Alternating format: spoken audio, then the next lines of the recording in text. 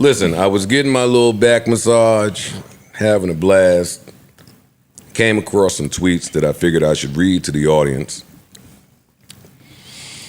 They didn't sit well with my spirit.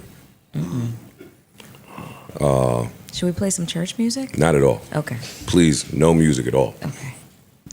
I'm going to read tweets from Taxstone.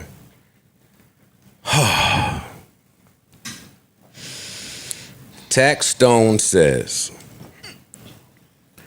weak men only have aggressive ways with the weak, or who they've deemed weak, either family, kids, cripples, women. I'm going to give you a lesson in weak men with strong personalities. Joe Budden, for instance, clear weak man, only feels comfortable around stupid women or submissive friends. If you can't challenge Joe Budden mentally, you can't be his best friend. Anyone to challenge his Machiavellian ways can't be amongst him. So if you see people hanging around Joe, just know they're piss dumb or as feeble as Mitch McConnell, who I don't know why they keep letting Mitch McConnell speak at a podium. Why they keep letting him outside? They got him again. They got him again. They You need seen to him? leave him in there on the charger and let it go. You know how you got the old shit that the phone don't last too long? Like, as soon as you take, damn, this shit dying again? You just gotta plug that shit up, leave it there, bro. Extension cord, something. He right? Said leave him in there on the charger. He's right though, bro. That dude Keep short circuiting. he be killing the mannequin challenge. Body in it. Yo, you stupid, son. Nah, that's not funny. After you was laughing at the nigga. No, but it is funny is because funny. the government always come out 30 minutes later and say, all right, now he cleared all medical. Yeah. Perfect health. No, he didn't. No, he did not. He didn't. He didn't. But I'll continue. Every time a man steps to Joe for something disrespectful, he says, he folds like a lawn chair. Clear indication of bullying tactics that go wrong. Then he tries to clear it up with miscommunication.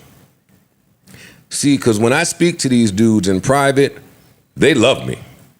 Then on podcasts, it's always something negative to say, but only because I'm not around.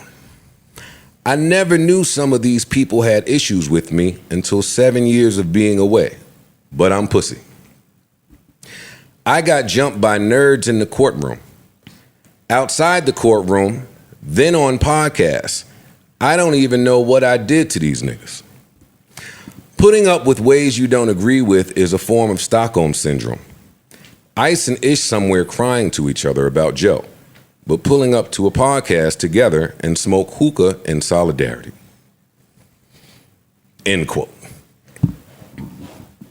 I wanted to use this moment as like a teachable moment, and hopefully somebody can get this message back to Taxstone. For those unfamiliar, Taxstone is or was once a very heralded podcaster who many deemed to be a force to be reckoned with for years to come in the podcasting space, who was sentenced to 35 years for his participation in the Irving Plaza debacle that went down. I also want to let people know that I have been nothing but supportive to this gentleman. I've given the benefit of the doubt. Free Tax. At some point, Tax hit me to have Vito on my podcast because Vito would corroborate his story when it seemed like he was in need of some help during the trial. He asked me to do that favor. I allowed Vito to come up here. Typically not someone I would have up here, but I did. He didn't corroborate anything, and that was the end of that.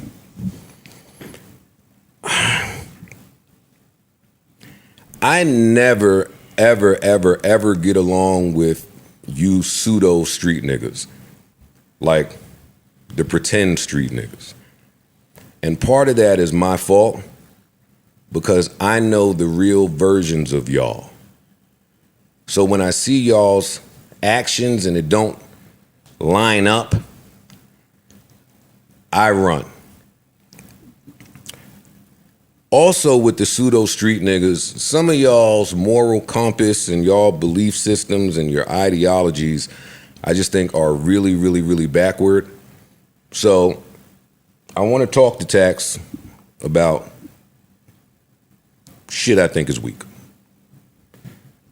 And I'll have this conversation in a transparent manner, and I'll divulge some things that I've never divulged before, and then that will be the end of me speaking to Tax. When I came to do Tax's podcast, Tax had a gun on him. And then he passed that gun off to somebody, and then that person went and scurried to another room. I thought that was weak. I said to myself, why the fuck does somebody need a gun to do a podcast? And secondly, why do you need a gun to interview me? I'll allow a brief moment of silence right here so the audience can pick up on what's blasphemous about both of those statements anyway. You guessed it. Why do I even know that you have a gun on you if you got one?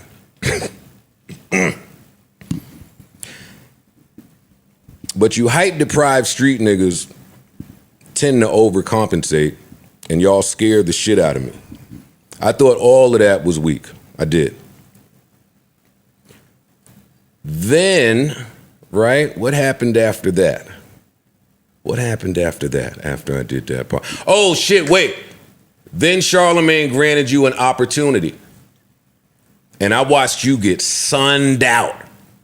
I thought it was super weak, but hey, to each his own. Either he totally lost his backbone or now we both have scoliosis. But boy, did you get to shucking and jiving and dancing. I thought that was weak. I did. Then me and your man got it on around the corner. Shout out to him. Salute. You got to come up here still. And the very next morning, you was on Twitter divulging every single detail of that dance like you was fucking Lisa Evers. I thought it was weak. I did. But that's not even the weakest part. You brought a gun to a benefit concert. To whose benefit? You pulled that little gun in a small, crowded room, endangering the lives of moms, dads, uncles, all of the people in there. I thought it was weak. You murdered a good man and you shot a good woman. Shout out to her. You online stalked Troy Ave for years. For years. I just don't know real niggas to move that way, but hey, maybe you was making up your own rules. But I thought that was weak too. I did. Then you pulled that gun out. Why you couldn't just get punched in the face, actually? I thought that was weak. I did.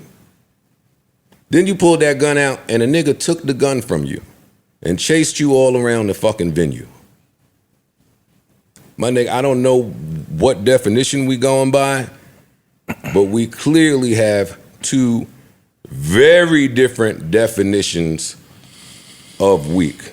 You soft, fragile, insecure ass nigga. And then you got the nerve to be mad that I went on Gilly and Wallow's podcast and said that my inspiration was Combat Jack and that I didn't pull much inspiration from you because you are a worker. You niggas be sensitive and mad at my honest truths. Rest in peace to Combat Jack, iconic legend. It's my man and I miss him. But that's who I was talking to. And you were indeed a worker. You were working for Loudspeaker. That's back when y'all was running around saying that y'all got, what was y'all so happy about? 15% of the ad money that y'all was getting when Loudspeaker was taking 30 to 40% off the top. Y'all was excited about it. That screamed worker to me. You were a worker for Loudspeaker. You are a worker for depopulation. You're now a worker for the state. You are a worker for Black Death. And still somehow you have the audacity to be in there focused on and talking about everybody but you, which is where I get befuddled at, because the judge gave you 35 years, not for the crime. People have done worse and gotten less. He gave you a stupid ass 35 years so you could sit there and fucking think. So you could just say to yourself, yo, I earned this. Next time you sit your bare ass on that hard metal toilet seat, all you need to say to yourself is, I earned this. I don't want to hear none of these niggas that sing your praises. Tax be dropping gems. Them gems got you where? Did you improve on the design or did you do something new? It's now over for the tax brought the streets to podcasting. No. The streets took you from it. It's a bitter, bitter taste having to watch niggas like me and Gilly and Wallow and Rory and Math have all of this success out here while you post these 2016 polls. But sit with that. Embrace that cinnamon challenge. It's bitter, I know. But the last thing you need to be worried about is what anybody else is doing. I think it's weak. I think you're weak. I think you've always been weak. And some of the things that I think is dope, like freedom, like being there for your parents, for your family, for your kids, for your children, buying real estate, setting up trust, the 401k shit. I was just talking about sports earlier with my little brother. I think all that shit is fly. And all of you pretend wannabe pseudo street niggas, maybe you wouldn't understand it. So as you age in there, you should think about all of these things. This has been the pattern for about 15 years now. A short, fragile, height-deprived, insecure nigga doing his best to overcompensate. And why do you ask niggas for favors that you feel this way about? I think that's weak too. All of you niggas is fragile, bitch-ass niggas. And had you said any of this when you was free, you know we could have danced around the corner. You know that. You know that already. So I hope this is a teachable moment for many out there. Stop listening to these loser niggas, man. Let them just tweet away and go away. That's what I have for Mr. Tax. This bitch-ass nigga. Who else is on the docket? Fresh and Fit. You niggas didn't sound believable when y'all was saying it. Your voices were trembling, nigga. This fucking voice is scary as hell. Unfresh and unfit. Motherfuckers. They call me the F-bomb. They tried to F-bomb on his man. Yo, I'm not with all this new age shit. I'm not signing waivers to fight. I'm not dropping a load. Hey, when you niggas see me, just get active. You ain't got to go on Rumble or wherever. When you see me, activate. The end. The end with these guys. Who else is on the fucking docket? Oh, Rory. I ain't playing with these niggas. Rory, I have some grace for. So anyone home keeping up with the Rory timeline, I want to address it. I have not said a word since our bare minimum exchange. For the people keeping score at home, Rory went and did the Fig Munity podcast and kicked my fucking back in like he does every single time it's time to sell something. And I said not a word. And I'm still not going to say a word. I'm not doing any exchange because it's just not worth it and you're not built for it. But what I was talking about when I said your name was a fact. Week 2, Patreon. Remember it like yesterday. You remember. Week 2 of Patreon, Maul wasn't showing up, lazy sack of shit. And you said, hey, if he keep not showing up, can we have his money? I thought it was blasphemous. I think that sounds nuts. That's just a fact. I'm not responding to none of your diss shit because I don't pay you niggas no mind. So we not gonna do that. But that was just a fact. I should be able to share my facts. without, right? And I'm still not going to dish y'all. Y'all don't deserve it. Y'all got to work harder. Who else said something? Oh, then the other nigga said something. I can't address him either. He got to work a little harder. If you want to address him, you can. No, it's okay. He has to work a little harder. A lot harder. There's a few more people that have to work just a tad bit harder. So you say a little bit or a lot? A lot. They got a lot. Yeah, I'm not. Gotta work hard. Gotta work harder. Gotta work harder. Gotta work harder. That's all I got.